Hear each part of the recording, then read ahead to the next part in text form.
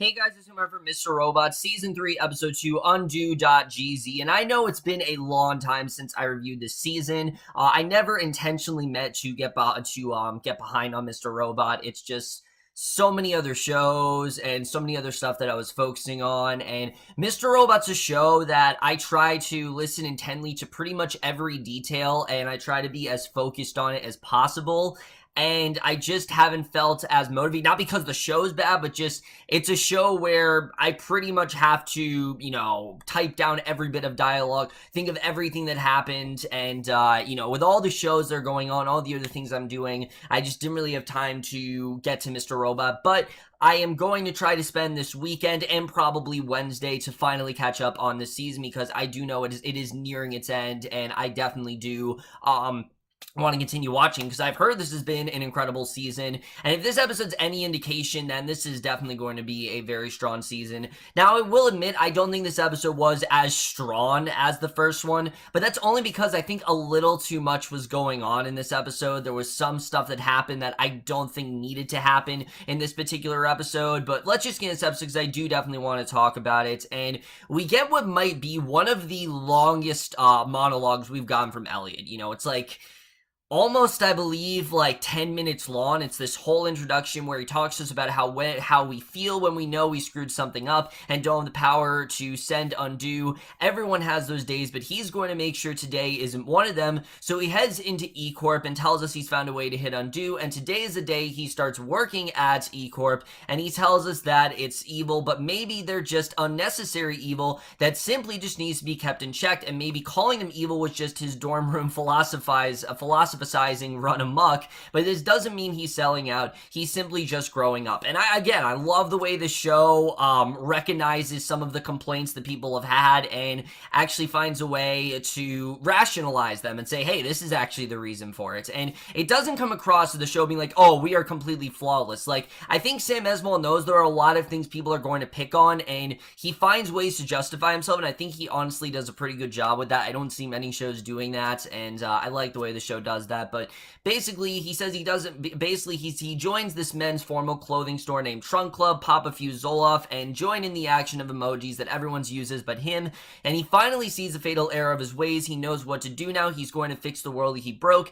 and put it back together better than it was before and undo the hack. However, he can't undo the data he fucked up, but since he's working on the recovery team, he can help them lead out the database and defend the fort at the same time. So basically, he looks up information, realizes that Terrell is right, that E Corp has delivered their paper records from 17 of their 71 buildings to their new facility, and he then introduced us to this character of William, who is his current technology manager, and basically if he can convince him to convince a bunch of other higher-ups to digitize all the paper records in their local facilities, instead of shipping them there, they can avoid a single point of failure. So he's got his plan in motion here. William tells him he hears what he's saying, but he tells him to wrap this up quickly since he's got tickets to the Goo Goo Dolls reunion concert tonight, and Elliot tells us that he hacked into William's profile, and after hacking to some of his emails, he found out that he was having the engineers install rootkits on everyone's phones so that they can install private user data, and he tipped off the FBI, got him arrested, and promptly set a meeting with the next executive off the chain. But meetings can take forever to set. In the meantime, he had to look a stock app at e-shipping. He sent them a shipment request to the actual facilities, but he's making it look like all the papers are still arriving in New York, which is obviously, really smart, because they won't really think anything of it, but it may take a while, but he's going to buy his time until he can prove his case to upper management. So he continues to go through the same routine pretty much every day, and that's something I've always loved about Mr. Robot, is how a lot of times it is repetitive, but it's repetitive in a necessary way, where you can tell that it's just like this recurring cycle that Elliot's life is kind of going in. But he goes to the next executive named Peter McCleary, who again shuts down his ideas, and Elliot hacks into him, says he felt bad for him at first until he saw he had his engineering team use special software to help E Corp's auto manufacturing partners cheat the admissions test to hide how much pollution they actually created. And Peter is then quickly apprehended by the FBI. Elliot goes to the next executive and he says keep up the illusion that shipments are still happening in order to get through all of the managers. He says the problem is, what if Tyrell and the Dark Army think that all the records will actually get there? And he says that this is why he needs to keep the UPS system safe too, because these innocuous backup batteries in the New York facility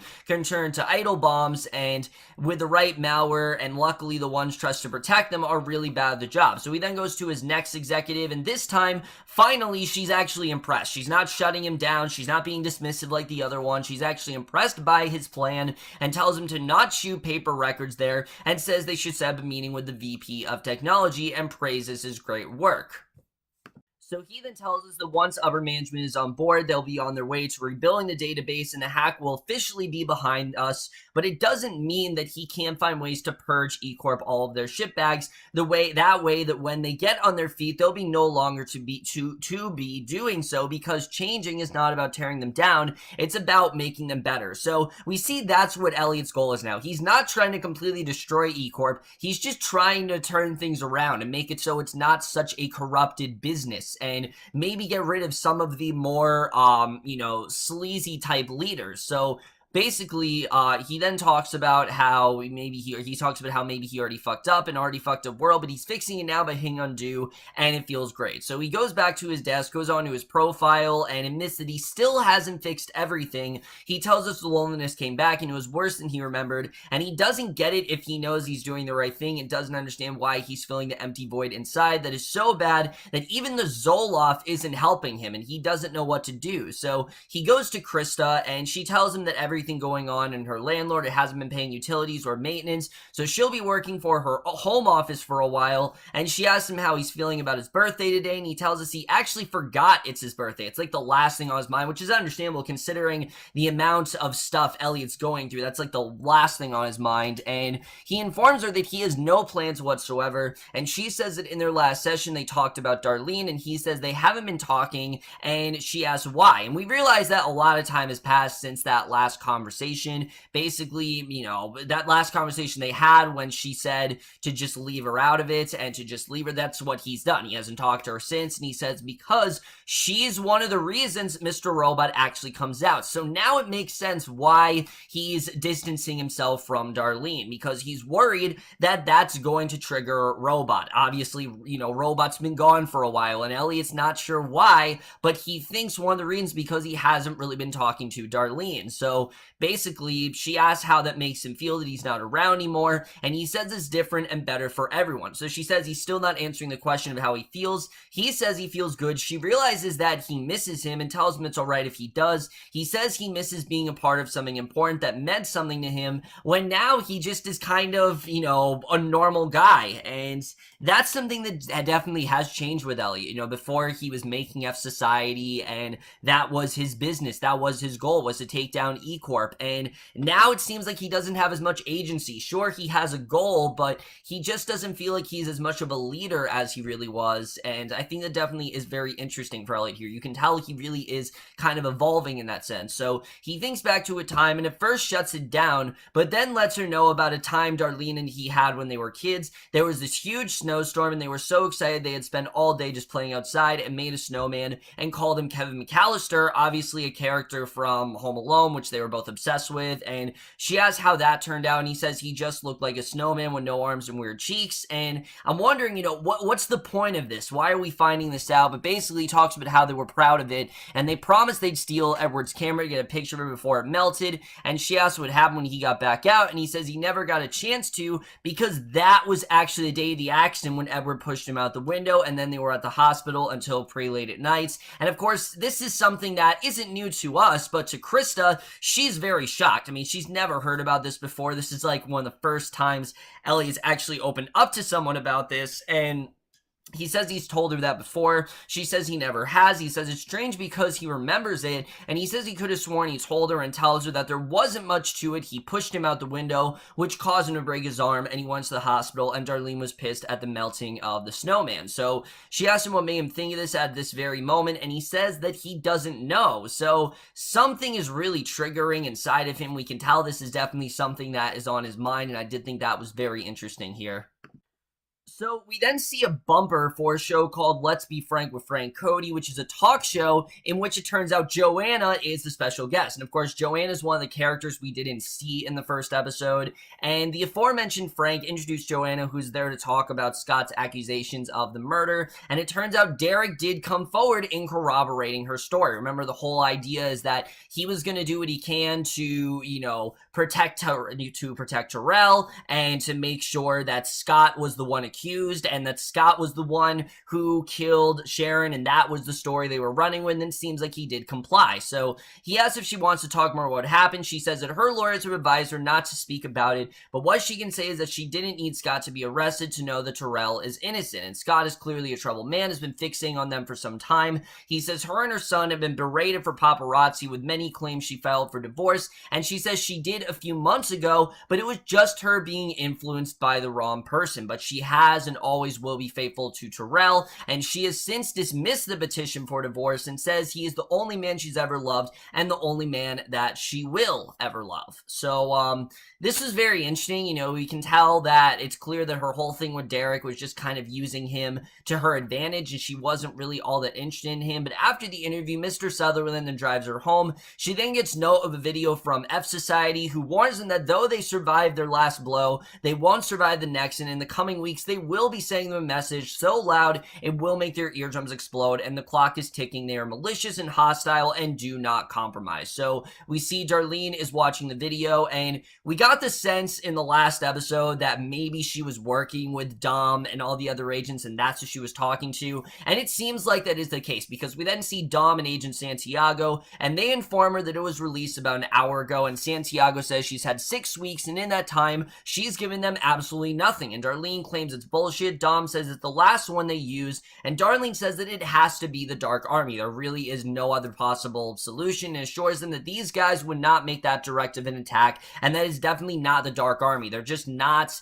they're a lot smarter than that, and they're a lot more subtle. They're not just gonna outright threaten, E-Corp like that. So basically, Santiago asks if she knows what being a CHS, which is a confidential human source, means, which she says she doesn't, and Santiago says her job is to get information from Elliot on Terrell, and that is the only reason she's not in jail right now. And Darlene says that he's not talking to her, and Dom asks how she knows that. Darlene says that 5 weeks ago she asked Elliot about it, and he said no, and if they don't believe it, she'll bring him in, and they'll tell them the same thing. So Dom reminds her that telling Elliot anything about this would violate her immunity and would spook his connection to Terrell, but Darlene says he's never had a relationship with him, and that is very much true. I mean, we've seen that it's more Mr. Robot's had a relation with him, so she's well aware of the way that Mr. Robot acts. She knows that it's not Elliot, it's definitely Mr. Robot, and I thought that was really interesting. So Dom goes over to her, sits down, then plays her the recording of a video from the Queensburg Correctional Facility when Terrell called Elliot's, and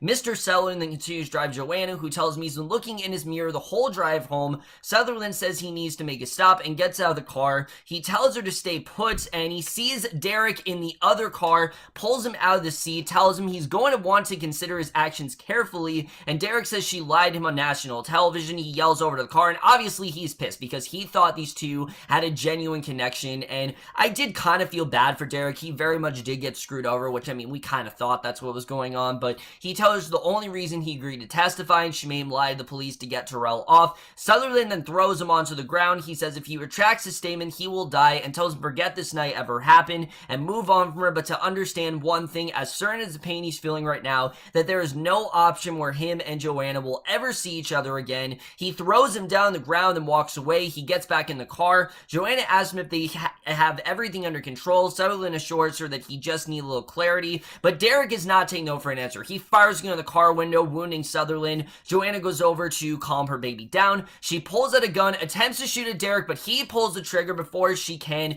instantly killing her. Sutherland then fires a gun at him. Derek goes down, and Joanna is dead. Yeah, Joanna dies not even halfway through this episode, which was extremely shocking, but I guess it makes sense because there really wasn't much more going on in her story. But I can't help but think this was just a little bit too early for her to die. I'm not saying she shouldn't have died in this episode, but I think they could have waited a little bit longer. It still was very effective. I just don't think we really needed to happen this early on. So we then quickly cut to Joanna's body. It's being autopsied on, and it's brought to the FBI. And Dom lets Agent Santiago know that the shooter actually didn't survive, but the driver does look like he's going to pull through. So Mr. Sutherland is still out there. I don't know if we're going to see him again, but I do like that. This hints that he is very much still out there. So they have someone down in the hospital ready to question if he's still in the ICU, and Santiago says information is too much to share with the public, and they got lucky when they were on the scene before anybody else saw the body, and says the baby's going right to social services and tells her to not get soft now, and reminds her that tracking down Terrell is paramount to everything else, especially with the video that was just released, and that he needs her to stay focused, because it's clear she's not thinking about Terrell, and that's what she needs to be focusing on. Dom says that there's something about the video, and she believes Darlene when she says it's not real, and he says they have to assume F Society has grown past her at this point, and she asks why she didn't just say that, since her whole immunity is based on giving them intel, and right now all she wants to do is protect her brother, and since there's no incentive for her to lie to them at this point, he questions why he should even trust her, since she didn't know that he was working with Tyrell, and she says because she still thinks that there's a Dark Army connection there, and Santiago says they have their other team to look into that, and her focus needs to be on E-Corp and F Society. So again, he's trying to reel her in, keep her in check, and it seems like she's really starting to get unfocused there, but Dom's right. I mean, Dom is, completely, right in what she's saying, and, she definitely has all her evidence. It's just no one really wants her to proceed on this stuff. So he gets a text that informs the guys back at CART are zeroing on the guy in the video, and they may have a good lead soon. He hopes she's reading her right, and that she's not a flight risk, and she assures him that she's good. And we then see Darlene, and this is a pretty big scene where she's at the carnival and surprised to see Elliot there, and he says, if he remembers correctly, she was the one telling him to go fuck himself, and she asks when he started remembering everything so well. He asks why she texted him, and she says she wanted to wish him a happy birthday, and he remains very dismissive. He wants nothing to do with her, and again, it's not because he doesn't like his sister, it's because he's worried that it's going to trigger Mr. Robot, and she asks why he's trying to shut her out, and he says it's because they can't talk, and she knows why. She says she wants to hear him, and he tells her it might trigger him, and he says it makes sense since she's a sister, and therefore is a part of his childhood, and she says if she could take back what happened to their dad, she would, since it fucked her up too, and tells him to not think for a second that their childhood is only his, and she says that she wishes he was here right now since he would know what to do, and tells him that she's leaving first thing in the morning to crash with a friend upstate, and tells him that she can't do this anymore, and can't be here, and she just thought he'd want to know that, and I'm gonna predict now that that friend is Angela, because we know these two have talked. I doubt Darlene's actually going to leave the show. She's too prominent on the show right now, so I'm thinking she's gonna move in with Angela, and that's kind of where we're headed here. But basically she says spending this last year was never about 5'9" or F Society. We find out that the real reason was so that they could be close again. It had nothing to do with F Society, which actually does make a lot of sense. It would seem that, since season 2, she was very dedicated to F Society and she was very focused. But honestly, it makes a lot of sense, because that's what her brother would have wanted her to do. She did what Elliot would have been doing. She was calling the shots. She was doing stuff because Elliot wanted to do it. Elliot wanted to be the one to make it happen, and she did whatever she could to try to strengthen their relationship. And we can see that she failed, and it just brings this whole other layer of Darlene to fruition. It shows that she was never really interested in F Society. It had nothing to do with, her trying to protect everyone else. It was all about Elliot. That's who she cared about most, and I really did love seeing that. And he asked if she remembers when they made the snowman. She says, of course. She asks if he wants to talk, but he says he wants her to stay with him tonight, and she says he doesn't need to worry about her, and he says it's not that, it's because he doesn't want to be alone. And it's a good scene. It seems like these two are starting to reconnect, and I really do love what we got here. So we then see another character we didn't see in the premiere, and that, of course, is Price. He's at a press conference. He talks about how because of the rapid global inflation, 19 of the 20 members of the International Forum have signed the 5-9 Economic Accord, making eCoin the currency by which all others will be measured. The only obstacle is the illegitimate monetary imposter that China has unofficially adopted, that being Bitcoin. He says that China is weakening their economic state by not signing the accord, and the fact that have embraced Bitcoin shows the resistance and empathetic public rejection of their collective attempt to rescue the global economy, and in short are declaring a currency war. So we then see Zhang, he's at the conference, and he goes to meet Price after and tells him the only reason he agreed to meet was so that the room happened to be on his way out. Price tells him to just have his government sign the accord, and in 11 days he'll have what he wants, which is for the UN to annex the Congo, but the currency war must end. But we can see that Zhang is definitely not backing down. He's got all kinds of other further negotiations that his success will always follow his, and he doesn't care about the accord until he gets his UN vote to not waste his time. So he's not going to sign the accord. He has no, he has no interest in that whatsoever, and he starts to walk away, but Price threatens to make sure he loses the vote if failure to sign the accord, and Zhang then says the empty threat reminds him that there's something he never shared with him, which is that his associates found his pet employee, that being Angela, after she smuggled documents on the Washington Township plan, and now that he's got a chance to talk to her, he can see why he likes her so much. She makes a very good companion. Her eyes were just so hypnotizing, and tells him to not mistake his generosity for generosity, and then leaves. And this was a very interesting scene. I don't know if these two, it seems like they're going to kind of be fighting over Angela, and I really am loving where this is going. So Darlene is then with Elliot. Once he falls asleep, she goes to his computer to find evidence, and he finds her and asks what she was doing by his computer, and she claims she was just looking for a pen to write him a note, and he asks what it was for. She says that she's leaving, she has to catch her bus, and he tells her the buses are running due to a transportation strike that's been all over the news, and she says she'll take a train. Now, he knows she definitely has some sort of ulterior motives, and he says she was gonna leave him without saying goodbye. She says that that's what the note would have been for. He asks why she's actually there, and then quickly realizes it's actually Mr. Robot who demands answers. It's not Elliot. Mr. Robot is the one who is talking to her, and I really like this. I like that we're really getting to see Mr. Robot interact with other characters other than Elliot, because we really haven't seen that yet, and I think it honestly is really cool. But she asks why she slept over, and she abruptly leaves, tells him that he's psycho. Elliot realizes what's going on, heads to E-Corp the next day, and we get this fantastic scene with Cristo where he asks Krista how he would dare to talk to him, and she asks if he came back. He says that she needs him to talk to him to see if that would help. Maybe she could get through to him, and she says everyone's case is different, but yes, it should help, and he asks what they should do. She tells him to just take a moment and sit back and relax, so he does his ass, and she tells him to close his eyes and takes a deep breath and listen to the sound of her voice, and says that if he wants her to talk to him, to just let him come out and give him permission. So he opens his eyes as Mr. Robot tells her that she should know that nothing is going to come from this, and that they were doing just fine, and she says it's finally nice to meet him. So Mr. Robot says that this was better when he could just come and go as he pleases when they were whole, and now he's seeing things that he should be seeing too, and they're just getting torn apart, and she needs to leave them alone so he can get back to his work. And he says that Elliot never told her how attracted she is for a shrink, so he's like flirting with her, and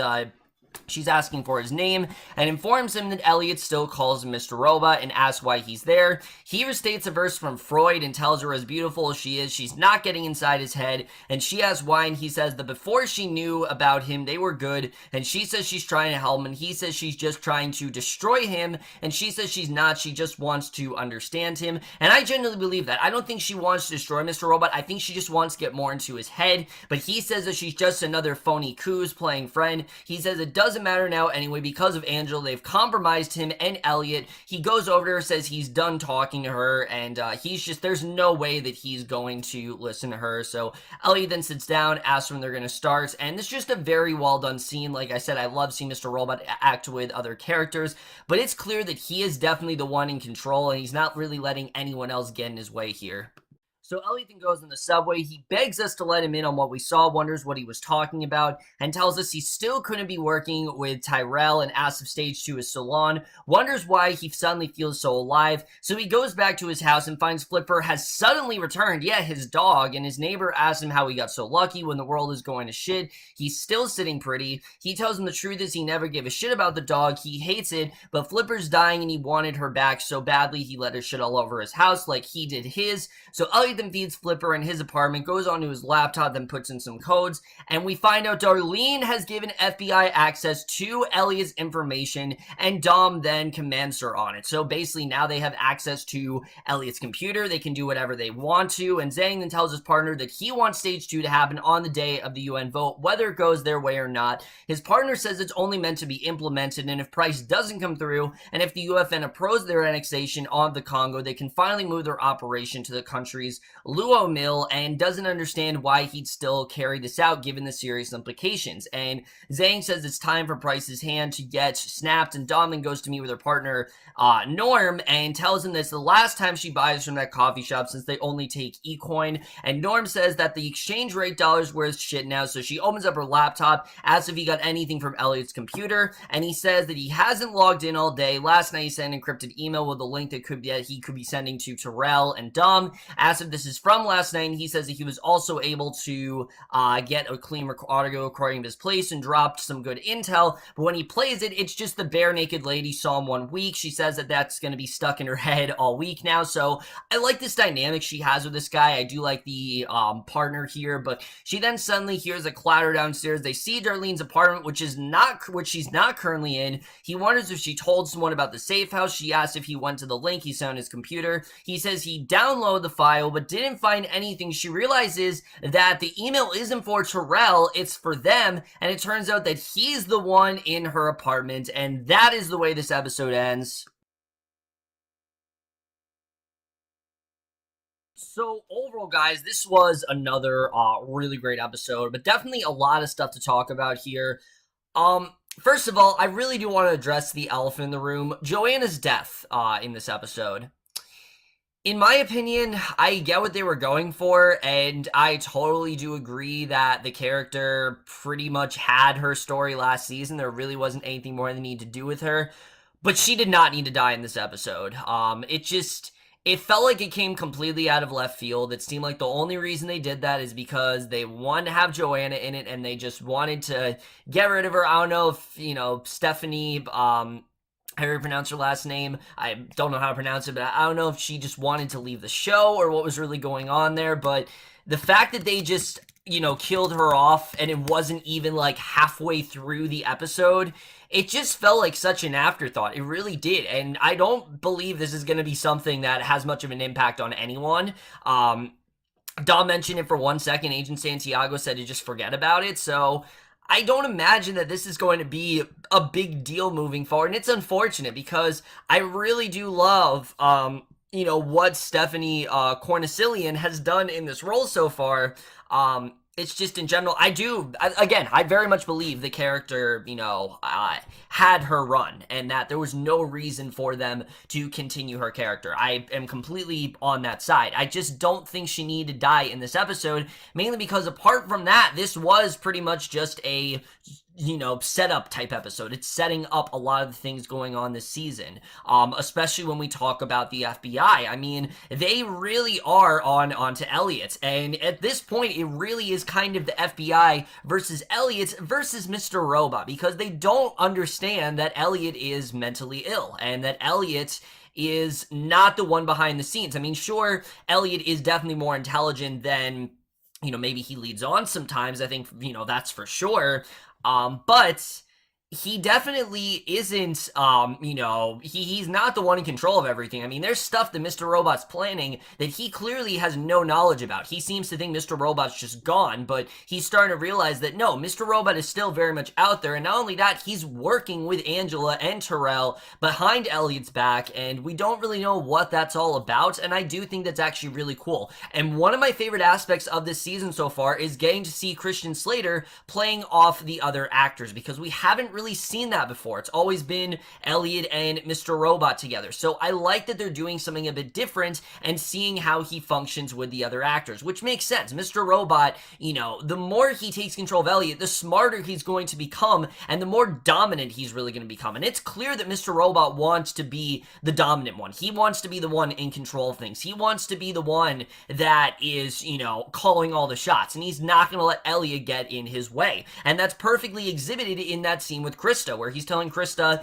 I don't want to tell you anything, I'm done talking to you. You can just see the agency he has, and when Elliot says that he doesn't really feel like he's a part of something, I think that's mainly because of Mr. Robot. Mr. Robot is taking that leader type persona from Elliot, and I think we definitely do see that here. As far as things go with Darlene, I really like this revelation that the only reason she joined F Society and, you know, wanted to take down E Corp is because of Elliot. And honestly, it makes a lot of sense. I mean, obviously, she is Elliot's sister, and, you know, she's been very dedicated for F Society. But if you really think about it, every single one of those things that she did was because Elliot wanted her to. Why did she take down Susan Jacobs? Well, because E Corp killed their father. And, you know, she knows how much Elliot is enraged at E Corp, and she'll do whatever she can to go after them. So you can see why she became so dedicated. It wasn't because she, I think, had a personal gain. It was because she knew this is what Elliot wanted her to do, and obviously he couldn't do it because he was in jail at the time. So it makes a ton of sense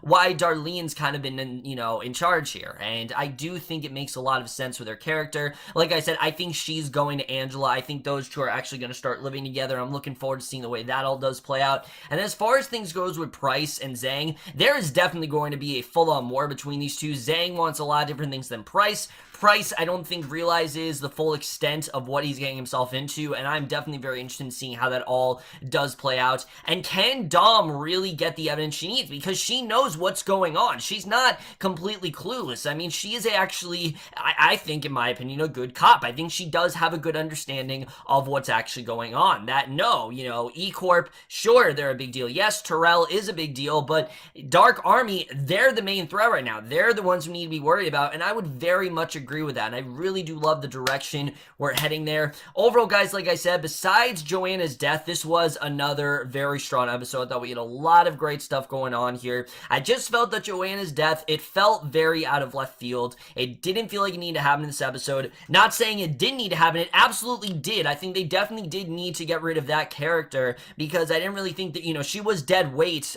for a while now. And I think they gave her a great arc, and I think they closed it out fine. I think they just could have waited. They didn't need to do it in this episode, and it just felt a little bit unceremonious to me. But other than that, guys, I still really do love this episode, and I'm definitely going to give Mr. Robot Season 3, Episode 2, Undo.GZ a B+. So over, guys, from this episode of Mr. Robot, let most guys thought this episode overall, left your thoughts. And like I said, guys, I'm going to try to catch up on the next few episodes throughout this weekend. I can't promise you guys I'll catch up on every single episode, but I'm going to try to do most of them through this weekend. We'll just see how that does work out. But that's my review. Hope you guys enjoy. I'll see you guys in my next video, which will probably be for episode 3, and I will see you guys for that. Okay, bye.